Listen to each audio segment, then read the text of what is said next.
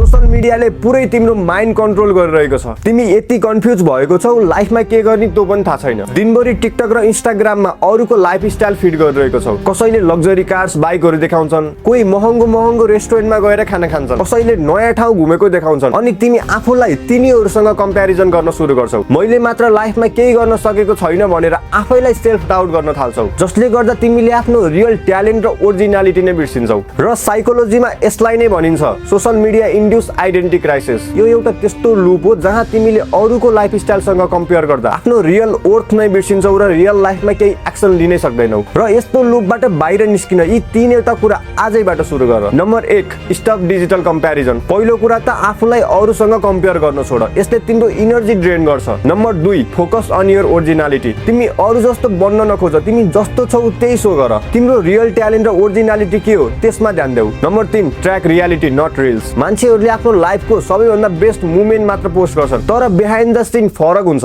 त्यसैले 5 सेकेन्डको luxury video र real लाइफको डिफरेन्स बुझ र यो भिडियो आफ्नो साथीभाइहरूलाई नि सेयर गर। उनीहरूलाई नि यस्तो लुपबाट बाहिर निस्किन हेल्प गर।